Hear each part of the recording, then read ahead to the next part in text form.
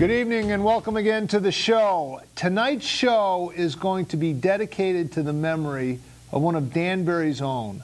Former Congressman William Ratchford passed away this last week, and there are many people in the surrounding Danbury area that he touched. By way of a little bit of a background, let me just read this. The son of a Danbury hat factory worker and jazz musician, Ratchford was born in 1934 and graduated from Danbury High School. He attended the University of Connecticut in the early 1950s and graduated from Georgetown Law School in Washington, D.C. in 1959. He worked as a lawyer and served in the Connecticut National Guard before being elected as a Democrat to the State Assembly in 1962, where he served for 12 years.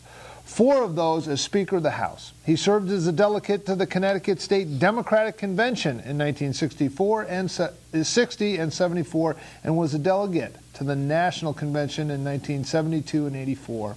After a failed run for Congress in 1974, he was chairman of Governor Ela T. Grasso's Blue Ribbon Committee on Nursing Homes and was a commissioner of aging from 1977 to 1978, when he was elected to Congress from the 5th District, serving 3 terms. Mr. Ratchford held the 5th District seat representing Northwest Connecticut and served on the House Appropriations Committee as well as an Interior, Education, and Labor and Transportation Committees. In 1984, he was defeated by John Rowland, who, by the way, will be calling in later in the show, a Republican in the Reagan landslide. Mr. Rowland, later governor of Connecticut. He was defeated by Republican John Rowland during the Reagan landslide of 1984. After his congressional career was over, Ratchford remained in Washington as a lobbyist and as an instructor at Georgetown University, and was eventually appointed by President Bill Clinton as the head of government affairs at the General Services Administration. He died on January 2nd, 2011 at age 76 from complications of Parkinson's disease, and he had been a longtime resident of Arlington, Virginia. I think we have our first caller. Caller, are you there? It's George Johnson. Oh, thank you so much for joining us. We are joined on the phone by the newly elected Attorney General of the state of Connecticut, George Jepsen, Ridgefield's finest. And George, Attorney General, I really appreciate you calling in, and maybe you could just share with us your memories of Congressman Ratchford. First, it's my pleasure to be on the show, and thank you for having me. I really owe much of my start in politics to Bill Ratchford. I was in 1974 when Bill first ran for Congress. I was 19 years old.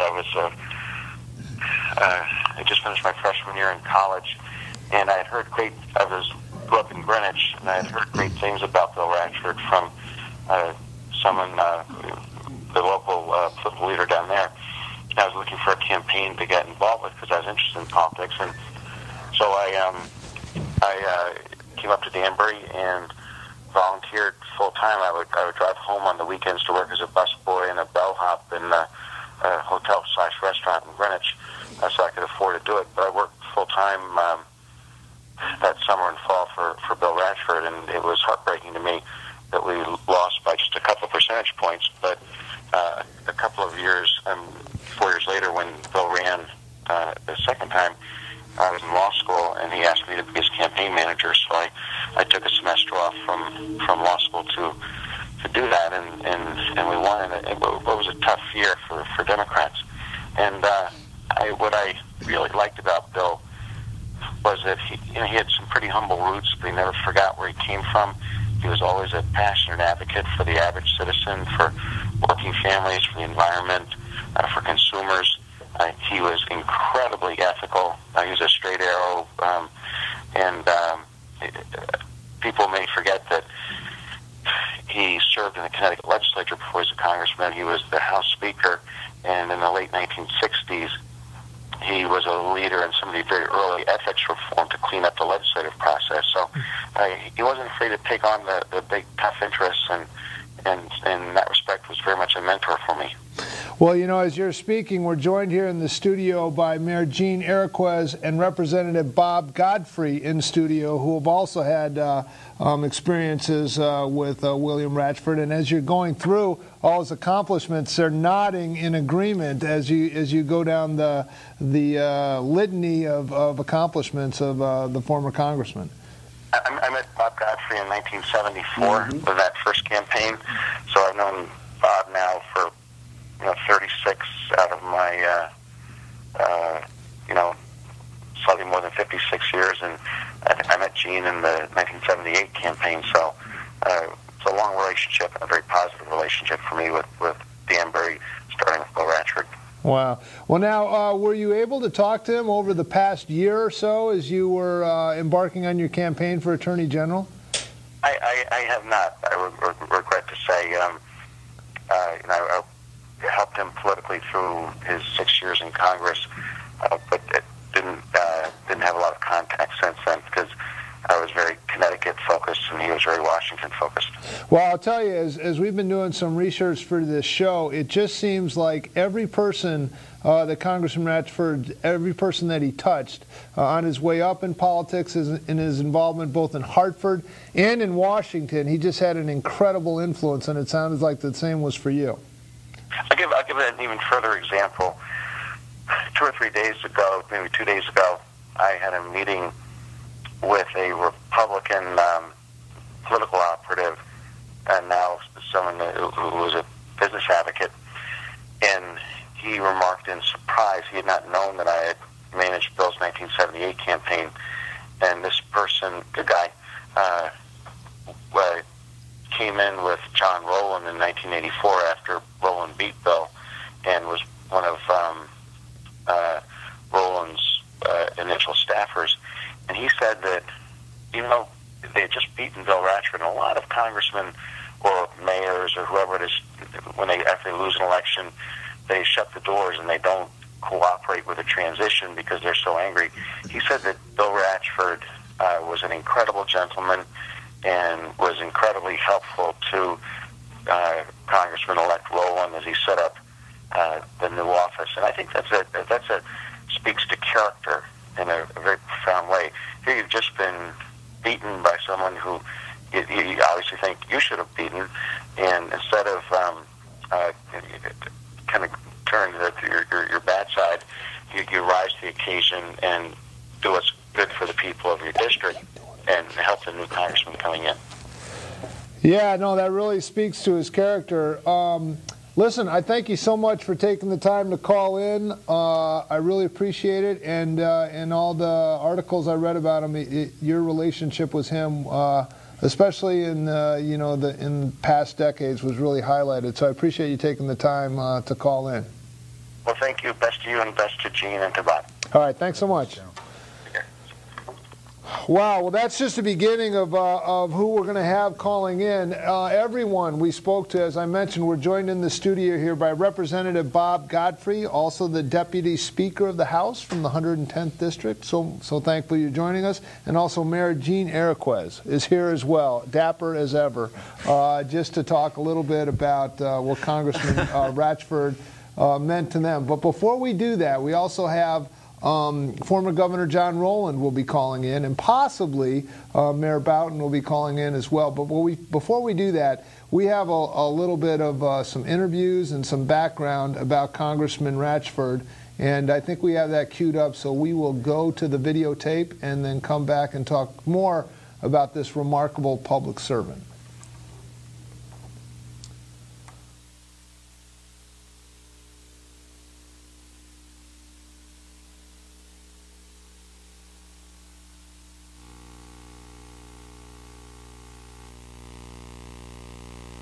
Man I ever knew. What he said publicly, he said privately. Never changed it. In all the years that he was running for office, he never pulled any of this stuff that goes on today. Even if his opponent was doing things that we thought were wrong for him, and you come up with something and say, "Gee, Bill, you could do this." No, it wouldn't be right. He was very, very concerned about all the problems that people had. I mean, constituents called with problems, and he made sure everything got taken care of. I don't know, what else to say. He was great with his family. He was great with his employees. He was just someone that you enjoyed being around. And I hear when his name is mentioned, they say he did an absolutely extraordinary, great job on behalf of seniors. Yes, he did. Could you elaborate on that? Well, when I worked for him, I handled most Social Security cases. People who got denied for benefits, disability benefits. So, he was always on top of all of that. But anything that had to do with seniors, there were two other people in the office who handled most of the senior. So, I wasn't handling them, but we knew that anything that came up that concerned seniors, Bill was going to be right on top of it. Any problems with Medicare, any Social Security problems, senior housing problems, he was always there. And looking back on his life, what are your fondest memories of him? Oh boy, there are a lot of them. Him taking all the correspondence from the campaign that I had typed up and taking it in the car to sign it, taking letters to read and answering them, on a cassette tape so that I could play them afterwards and type his answers. We used to hold meetings every month in the Waterbury office after he was elected to Congress, and we'd joke around. We saw stuff, and he was always there. He went along with it, but when it was time to work, he wanted you to work. We went down for the inaugurations all 3 terms, had a great time in D.C. He always made sure that we had different places to go to for dinner and met different people. He was just good to be around. And for a lot of people who might not know Bill, what does he mean for the city of Danbury? I think the city of Danbury should be very proud of the job Bill did as a state legislator, and then later in Congress.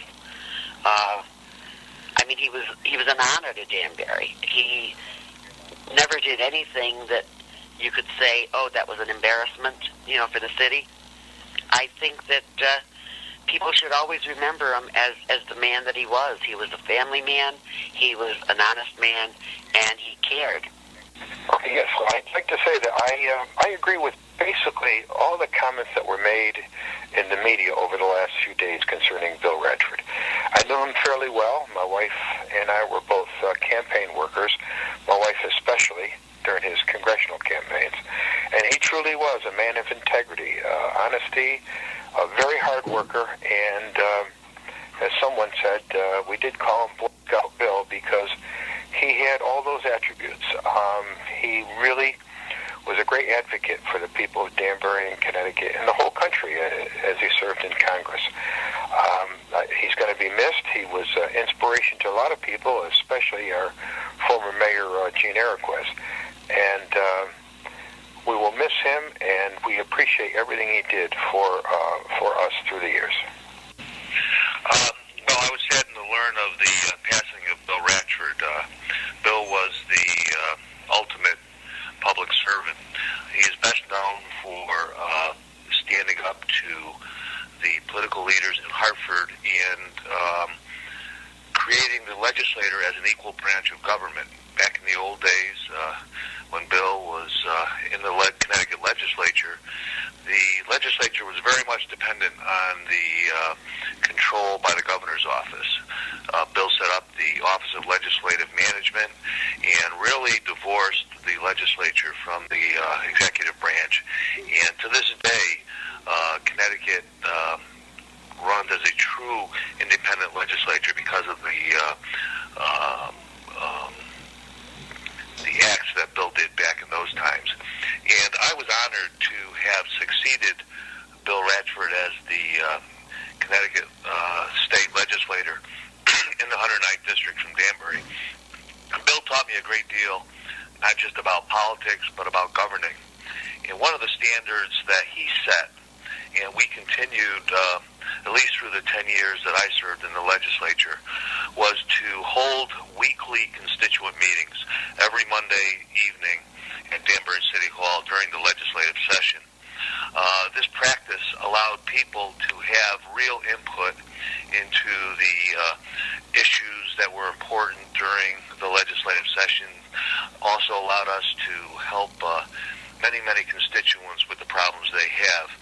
And the thing that always struck me about Bill Ratchford, no matter if he was the Speaker of the House or in Congress, is that when he was home in Danbury, he just didn't make a passing stop at many social events.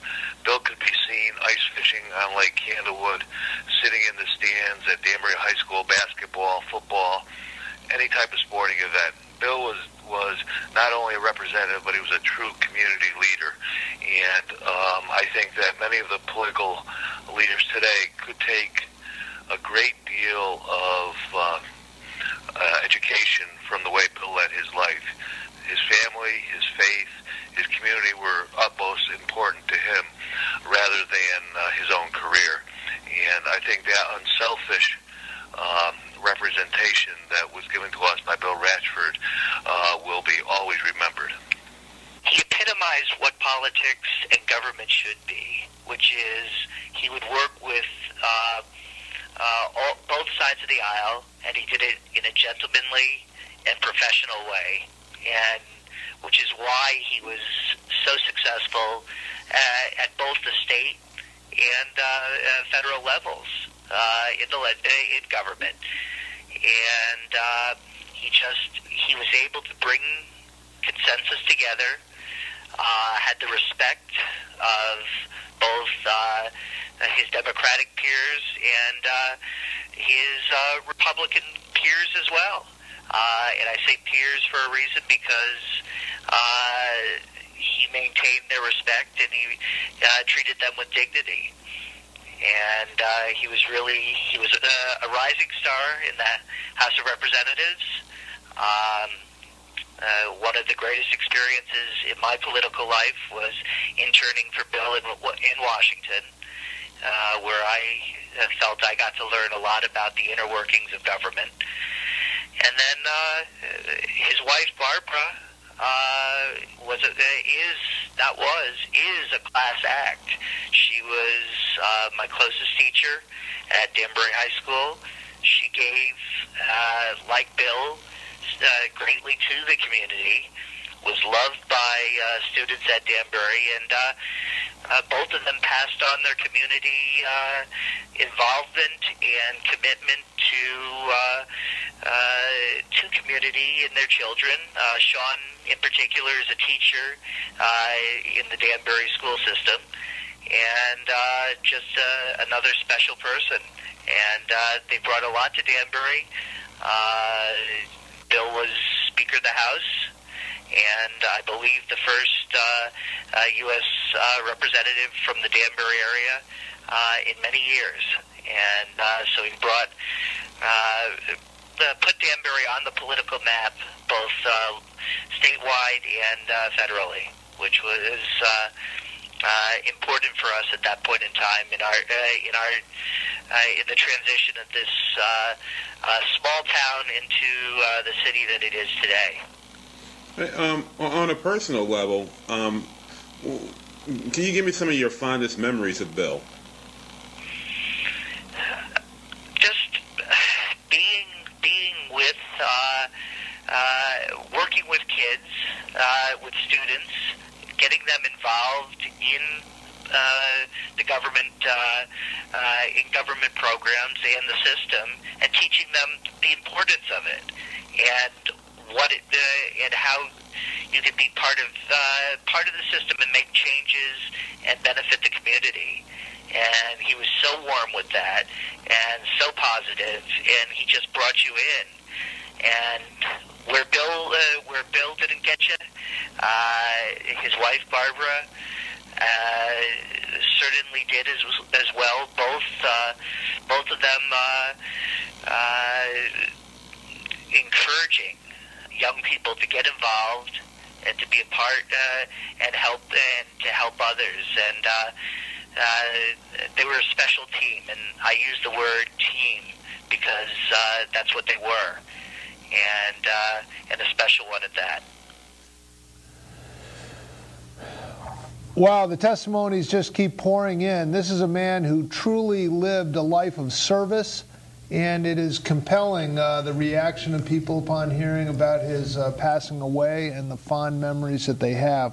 Not the least of which is the present Congressman Chris Murphy from that district gave a statement. He said, Bill Ratchford's advocacy for the elderly and his commitment to the public service built a legacy that will live in Danbury and communities across Connecticut. Shortly after I was sworn into office, Bill came by to share some of his wisdom about the House of Representatives. More than 20 years have passed since he served in this seat, but his enthusiasm in policy and his passion for the people of Connecticut were just as strong as ever. He will be terribly missed, and my thoughts and prayers are with his wife, Barbara, and his family at this time. That's a statement from Congressman Chris Murphy, who occupies the seat that William Bill Ratchford served for so many years. I'm joined in the studio by Mayor Jean Eriquez. Thanks again for being here. And Bob Godfrey, we're so glad that you're here as well. Thanks for having me. Deputy Speaker of the House from the 110th District. Jean, we were just talking a little bit about your memories, and of course, Al Robinson, who's done a lot to put this whole show together. But you were talking about some of your fond memories of Bill Ratchford and what he was like as a person and a public servant.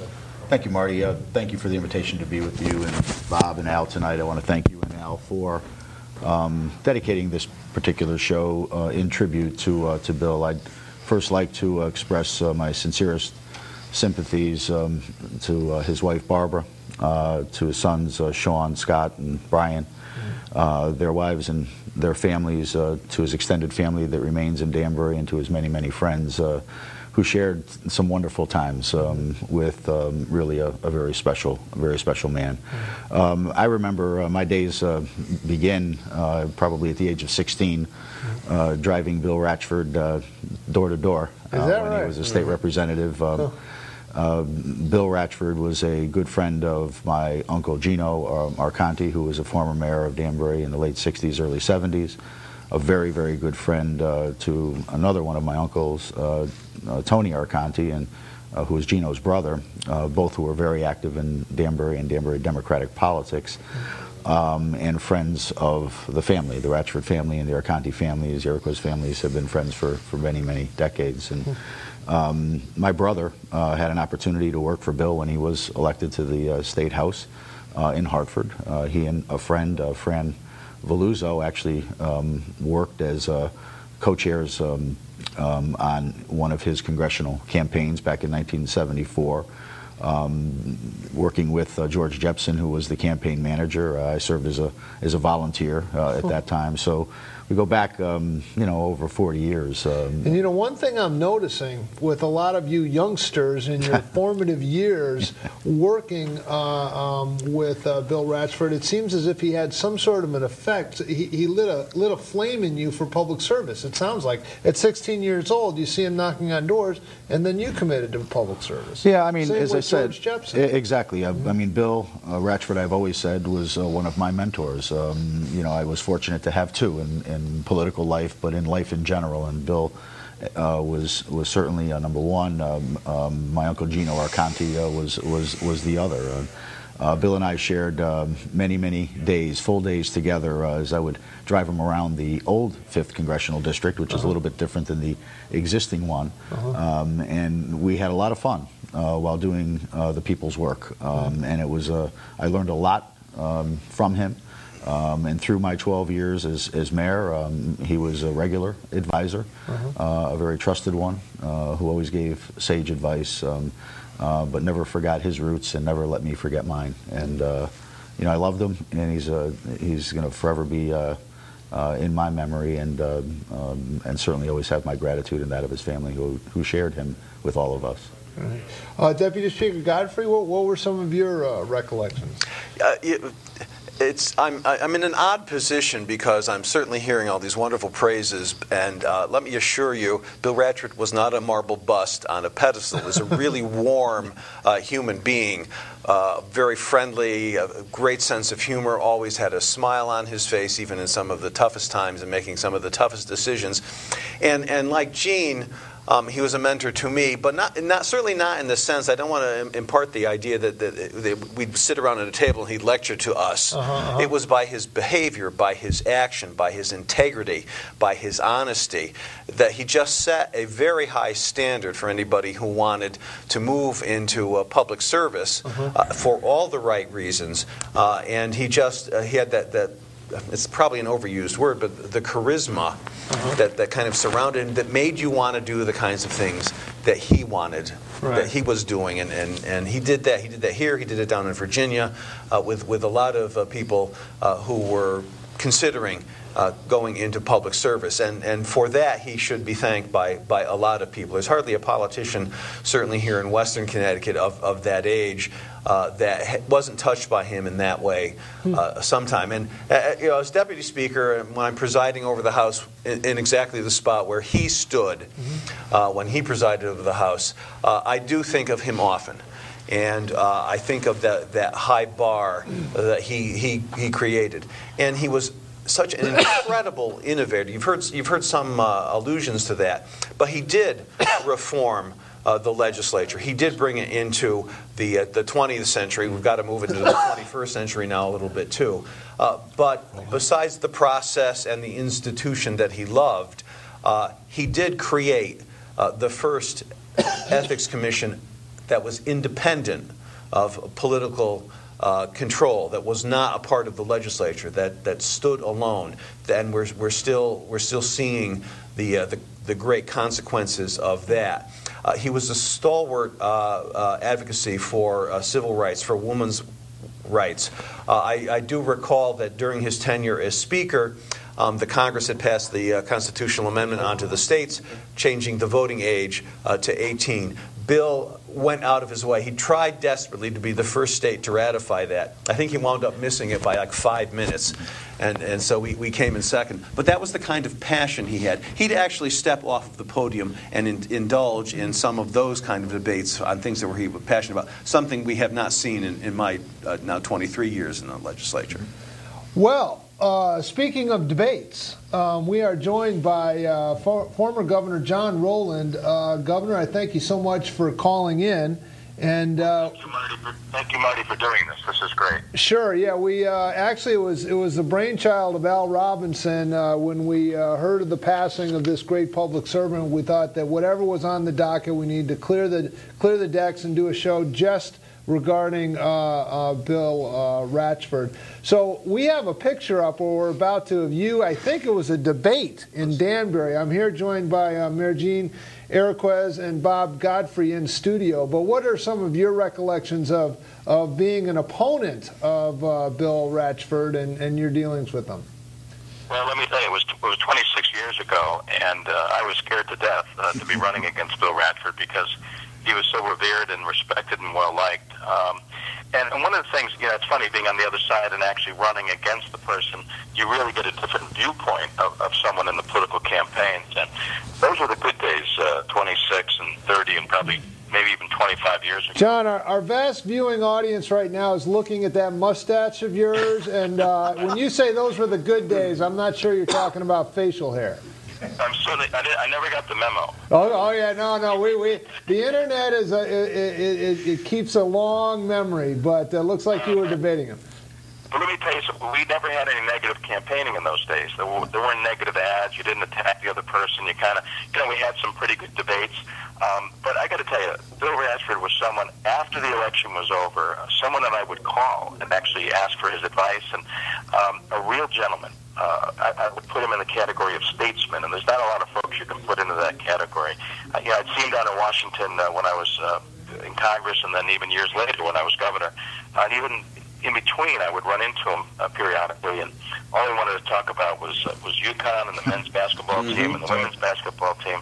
But, for a politician, he probably one of the more humble guys we've ever seen in the business, and maybe a little bit shy at times, but he never had a bad word to say about anybody. He was someone that really looked at the best of everything, and he was deeply respected, as I'm sure many of your callers have said, or people that are checked in, deeply respected by both sides of the aisle, whether it was in Congress or whether it was in the state legislature. He obviously was a huge advocate of the aging, huge advocate of senior citizens. And I'll never forget one of the debates, I basically said, Bill, you do a great job with constituent service, and he did. He really loved to take care of people's problems in the district. He loved talking about Danbury. I don't think he'd get through a paragraph without reminding everybody he was from Danbury. He thought Danbury was the center of the universe. And it really was. And he loved, what he was passionate about, he talked about. His family, UConn, the job. He loved the political world. He transitioned well. I mean, it's hard when you get out of the political business, and he tried lobbying for a little bit, and you can kind of tell he didn't like it. But then when he began working for the administration, you could tell he liked it again.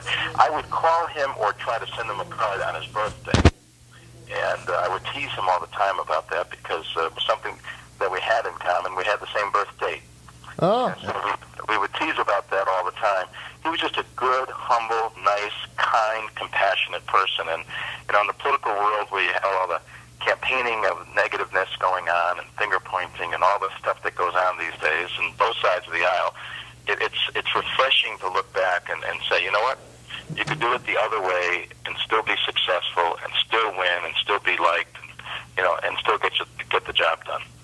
We had the newly elected Attorney General, George Jepsen, had called in and was talking about some of his recollections. And he said that one of his recollections, I believe it was when he lost the race to you for the 5th Congressional District, that during that transition period, he was an utter gentleman and was helpful and tried to make that transition as smooth as can be. And George mentioned that that's not always how these things go. Is that how you remember it? I remember it very well that way. He couldn't have been more helpful. First of all, the concession speech, which is hard to do to some young punk kid from Waterbury. With a really bad mustache. They knew it wasn't so great either. And my wife tells me now that if I'd gotten rid of the mustache earlier, we probably would have been married or even stayed together as high school sweethearts. He dumped me when I grew the mustache in college. But it's true, and he was so helpful in the transition. He would check in with me. His staff was wonderful. The staff takes on the personality of the congressman or the senator or the governor, and his staff was very kind. They were very, very loyal to him. He worked like a dog. I mean, he was back and forth. He was so visible. I mean, people that remember the district, and it's changed a little bit, he was everywhere. And when I first decided to run, I said, you know what, there's no way I'm going to beat this guy. He's beloved in the district. He does great constituent service. He's visible. But there's a locomotive coming through town that's called Ronald Reagan. And we had the party lever in those days. That's right. And I said, I'm going to get on this train, and maybe I'll get lucky and win. And, we never thought that Ronald Reagan actually came to Waterbury during that election. But up until that point, I never had a chance of winning, although it was always a swing district. And, I got to be honest with you, I felt terrible. This is one of the weird things. Most people could never say this. I felt terrible about winning. Because I swear, and I've been through 9 elections, and many of us have been in various campaigns, and because you know you beat somebody, and I didn't beat him. I actually, I won the election, but he didn't lose. It was one of those things where I said, you know what, he is such a good person. I feel bad about winning. And because he did such a great job, and I never criticized the work he did, it was just timing, and it was just a matter of, like now when you have changes in off-year elections, and that's what happened in those days. But we always maintained a friendship, a camaraderie. He was always helpful.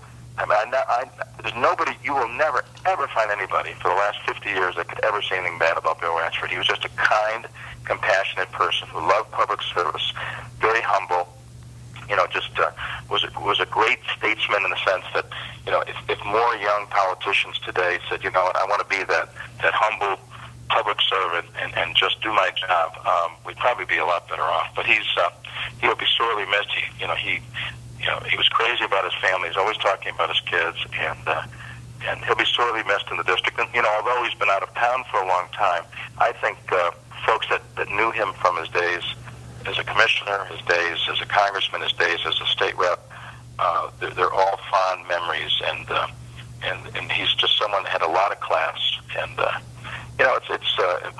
I pray for his family, and I hope that they're doing okay. It's not easy. I mean, a fairly young man, and it's too bad because he really was a great statesman. Well, listen, thank you very much. I really appreciate your words and those poignant memories from this great public servant. So thank you very much. I appreciate you calling. Thank you, Marty. He's a great role model for all of us. All right. Take care. Bye-bye. Marty, I used to say that, and said the other day again when interviewed by the News Times, that the House of Representatives in our nation's capital, 435 members strong, would, if they all had the character of Bill Ratchford, regardless of your political view, your political party, but if everyone went about doing their job and did so with the character, the passion, the intent that Bill Ratchford truly had within his heart, using his God-given talents, that our country would be in a much better place today. And I truly believe that. I always have, and that's why it was very easy for all of us in Danbury who knew him, knew his family through the years, to be able to easily do whatever we could, to work as hard as we could to ensure the success that he enjoyed throughout his political life. The 1984 election was a very interesting one. I was on the campaign staff in the 1984 election, and certainly, as the former Governor Rowland had indicated, he was 26 years old. He lost the mustache. I never lost mine, I guess. Yours somehow looks better. I was wondering about where we're going with the mustache thing. Right down the line here. I don't know. Somehow you guys, it looks better. But go ahead. You're saying 26 years old and you beat your guy. Well, how'd that work? Well, but it was interesting, and the governor did indicate that that was the last election, I believe, in the state of Connecticut where we had the party lever. And Ronald Reagan, it may not have been, it may have been 86, or if I'm not mistaken. But anyway, the gubernatorial. The last gubernatorial. The last 87 was the first no party lever. Right. So when you say party lever, just so everyone clear. Oh, yeah, right. Yeah, break that down real quick. Yeah, well, you had one lever. Right. Row A or row B, whichever party was on it. With the party name on Republican, it. Democrat. You could have pulled one lever which registered a vote for every candidate in that party. Right. Just by pulling that one lever. Okay. So people were very accustomed in Connecticut traditionally in using the party lever. Okay. Obviously, it was of great advantage to the Democrats in the state of Connecticut for many, many years. Yeah. Ronald Reagan was very popular. Walter Mondale, following the view at the time of the Carter years, was lagging far behind in the polls. Right. Bill Ratchford in the 5th Congressional District garnered nearly 50,000 more votes than Walter Mondale did running as president at the top of the ticket, and still lost to John Rowland. So people had to go out of their way to That's correct. That's correct. So they were splitting their votes for Bill Ratchford, not voting for Ronald Reagan, but voting for Bill Ratchford. Right. To the tune of nearly 50,000 votes in the 5th Congressional District, which is a significant number of votes. Wow. Now, the way former Governor Rowland was describing it, is that true? Is it really that there was no negative campaigning in those days? It was stuck to the issues? You'd go after someone on an issue, which I think is a legitimate part of a debate, but you wouldn't attack them personally. You wouldn't throw a whole lot of mud. It was a much different time. And you remember, Governor Rowland also talked about Bill having such a huge physical presence in the district, being here all the time. And you've got to remember, this is before handy airports. This is before the internet. This is the phones still had dials on them, and were all landlines. So it took a lot more effort to commute from Washington to Danbury, just to come up for a weekend or a week, and then drive around the district all over the place. But Bill was everywhere. I had the pleasure during when I was working on one of his campaigns of following him around one day when he was doing visits to businesses, something else we've lost because we do everything electronically now. And we were walking around the old Grolier facility in Danbury, and what astounded me was his ability to connect with individuals one-on-one, to talk to them, to talk about whatever pictures of family or their favorite sports team or that kind of. He just connected so well and so easily, so comfortably on that level. I think it was a huge part of why he was such a success, because he wasn't just talking to them, he was very carefully listening to what they were telling him, and he turned that into action. Bill was a great listener. And he had that innate ability, really a gift, a God-given gift, to make people he was speaking with feel comfortable. And no matter whose presence he was in, kind of living by the old adage that we all put our slacks on the same way in the morning, that we're all the same. And he could be as comfortable with the President of the United States as he was speaking to anyone else, and make people feel comfortable as well. He just a very, very special gift, a very, very special person, and someone who we've had a lot of fun and a lot of memories with. We talk about sports. He loved his family. We'd always be talking about his family, but and his boys, who were much younger at the time, and certainly he loved Danbury. He loved UConn. So we'd be at football games, as was mentioned, sitting side by side, and at basketball games doing the same. I used to travel to Westchester or LaGuardia to be able to pick him up. I mean, this is a congressman who represented this district for 6 years, who came home every weekend. Wow. He left on Monday to go back to Congress. He came back on every Friday to be in the district, and he wasn't just home, he was in the district. And I can assure you, because we were together many a time as I was driving him around the district for a variety of functions, a variety of meetings, reaching out to constituents, visits to senior centers and facilities, someone who was passionate about elderly issues, and that just became so clear and was truly genuine. Al Robinson, Hat City Blog. See, they had politics without any negative campaigning, Al. This should be a lesson to you. But let's leave that alone for today. Well, we'll talk after the show. Well, we can get back into that. Well, what were some of your memories? You called me earlier this week and said, stop the presses. Danbury has lost one of its great public servants. Well, we need to focus the show on that. Unfortunately, Mr. Ratchford was around during the time when I wasn't in Danbury. I moved here in 1987. Oh, okay. So I just missed everything. Yeah. And my wife tells me that you just missed all Danbury by about a year because the Danbury Fair Mall opened in '86. Oh, okay. So I just missed it by a little bit. But I just want to talk to you two guys for a second, because I did a lot of research and I did a lot of prep work for this show, and almost everybody I talked to when I brought up Ratchford's name is like, you got to talk about seniors. He did so many good things for seniors. Could you elaborate on the work he did for seniors? Because to me it seemed like it was one of his cornerstones. Yeah, well, subsequent to the 1974 unsuccessful campaign, Governor Ella Grasso had appointed Bill, obviously as a seasoned veteran from the Hartford scene, as a former Speaker of the House and former state representative, to serve as Commissioner of Aging. Right. The first one. The first one. And that was the commitment that Ella Grasso had to senior citizens in our state, and certainly she couldn't have picked a more capable, a more able, a more passionate person to serve in that post as the first Commissioner of Aging than Bill Ratchford. Okay. Yeah, and he was a Speaker of the House. So the first person in Connecticut history to hold 2 terms as Speaker. Right, and from Danbury. This individual from Danbury, and a congressman from Danbury. So it's first congressman from Danbury in over a century. Over a century. 1832, I think, was the last one. Right. Yeah, that's pretty amazing. That's pretty amazing. At the time. A great accomplishment, a great body of work from this great man, and his great contribution to the city. So that's why I felt it was absolutely important. Shut everything down. Yeah. We're doing this show, complete hour.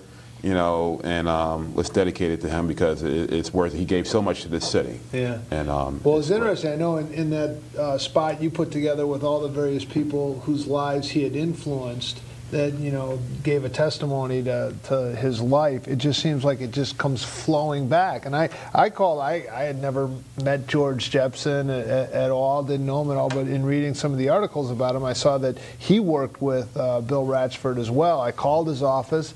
He cleared his schedule, make sure he could phone in, and really appreciates that we were doing this. Same thing with John Rowland. I happen to have his home number from way back when, and I called, and hey, anything he can do, he was very happy to call in and just share stories about this guy. And really, in John Rowland's case, he was a political opponent of his. This wasn't, this isn't kumbaya time like with all you Democrats and stuff like that. But this was a guy had campaigned against them, and yet still, I mean, it's one thing when your friends speak highly of you, but when your opponents can have nothing but good things to say about you, that really says a lot about the guy. That's the true testament of Bill Ratchford. Yeah, it's the way Bill Ratchford lived his life. It's the way he conducted business, and people, was the same with whomever. Respectful, man of integrity, decency, honesty.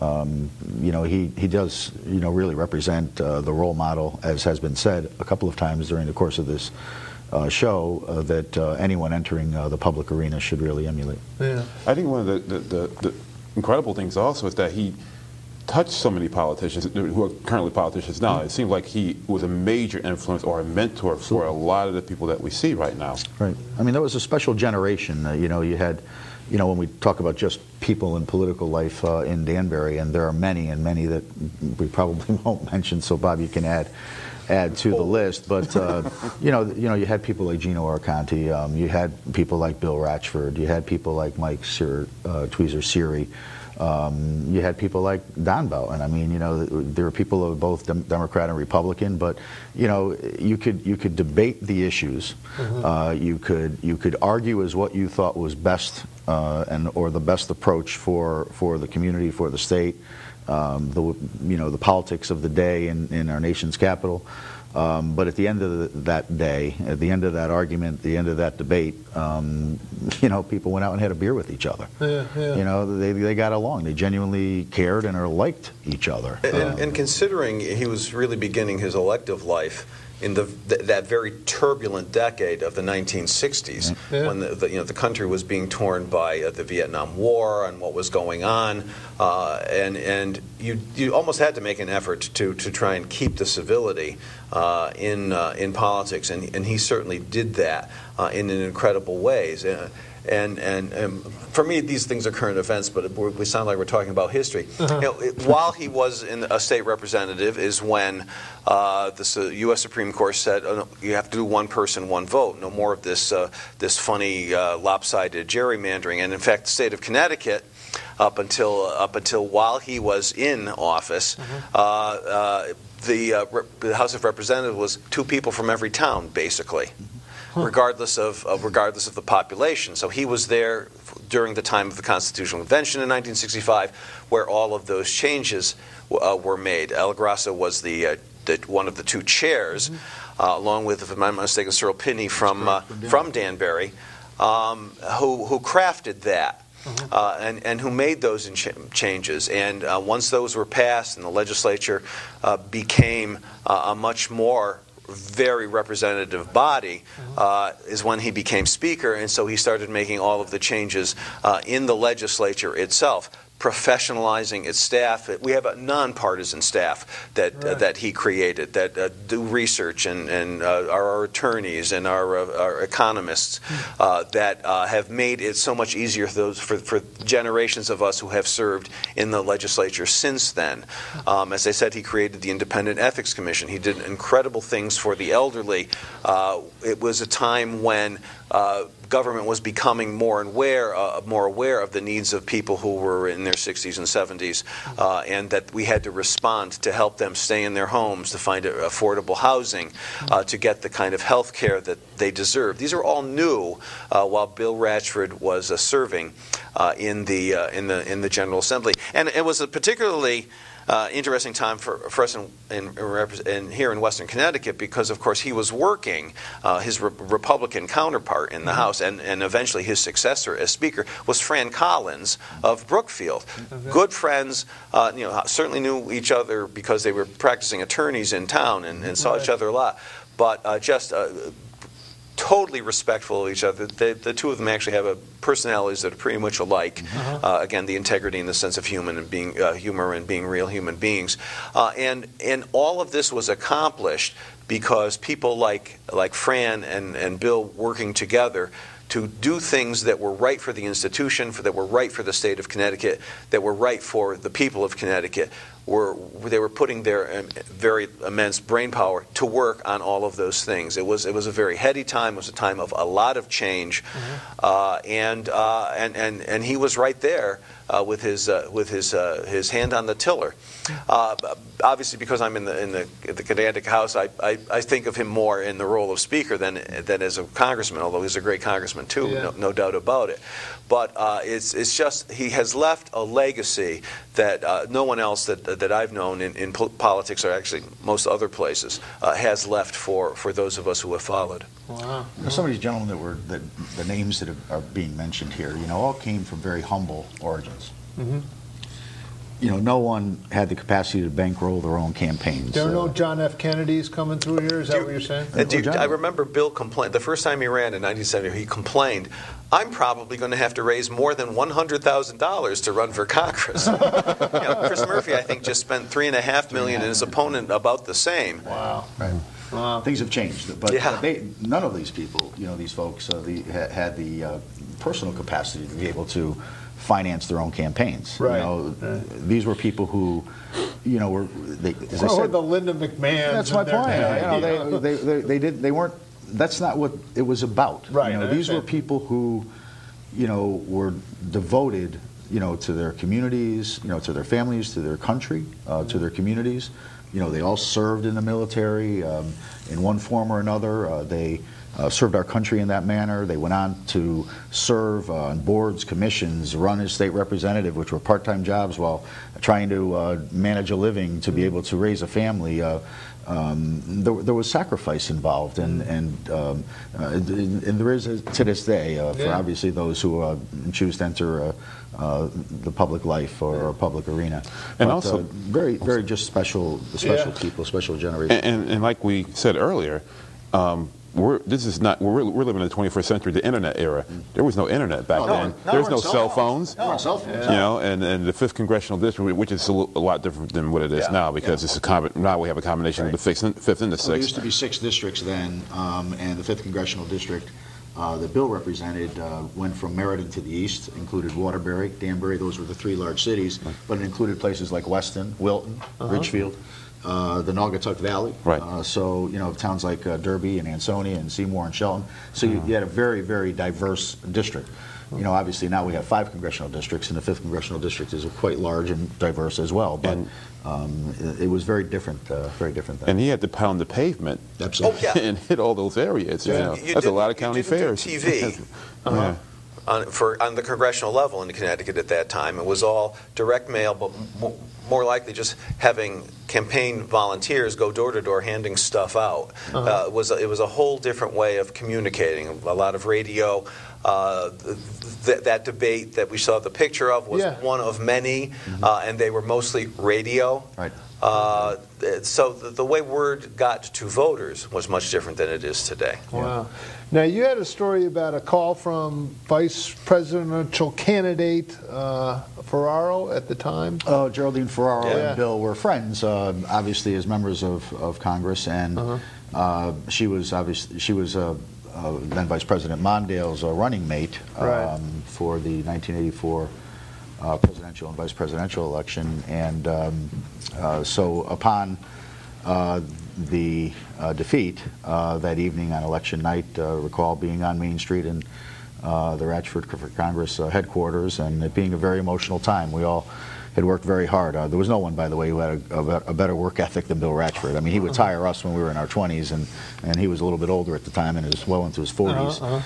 But you know, she called to campaign headquarters, and Bill got on the phone, and they had a very private and personal conversation. But the rest of us were, you know, quite emotional as a result of that defeat. And interestingly, you know, Bill would just get off the phone and come over to us, put his arm around a bunch of us, and you know, there were people like George Jepson, there were people like Peter Sloan, who went on to have a very successful career in Washington, and Janet Green, who ended up you know, working and running elements of the Democratic National Committee, Pat Carey, who was a high-level staffer for former Congresswoman Barbara Kennelly, and others. So, you know, you had people who he had touched and affected and helped shape their careers, but he just put his arm around us. We were younger at the time, obviously, and had a big smile and said, "This is okay. This is what it's about. This is the process. We did our best."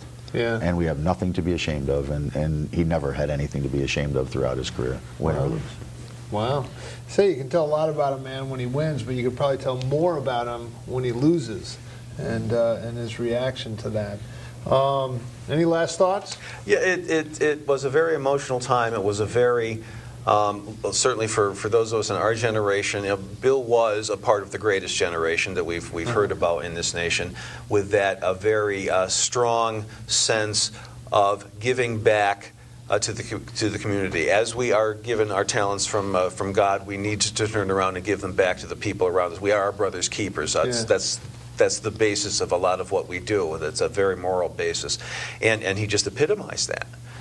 That was always his focus and always his care. And it's just, you know, I've known for some time how much in ill health he's been.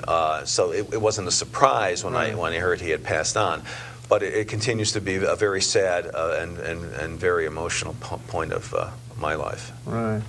Al, is this the same thing you in your circles when you hear people talk about Bill Ratchford? Is this the same thing you hear over and over again? The same. And across political aisles, Democrats, Republicans, you bring up that individual's name, you hear nothing but good things. Not one person I talked to in all the interviews I've done had one bad thing to say about this individual, which is rare when it comes to politics nowadays. There's always something you can say about somebody. Yeah, especially if you tune into Hat City Blog. Quite fit there. If we have to come up with one criticism, he couldn't dance. Could not dance. No.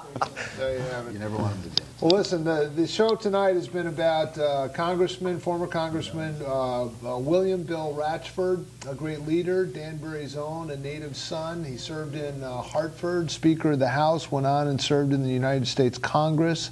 I think everyone's words about him speak for themselves. He was beloved. He was a model public servant, and I think probably the most impressive thing was his impact on young people like Gene right here, a little whippersnapper driving him around the district at 16-year-old. I would have loved to see in your car back then.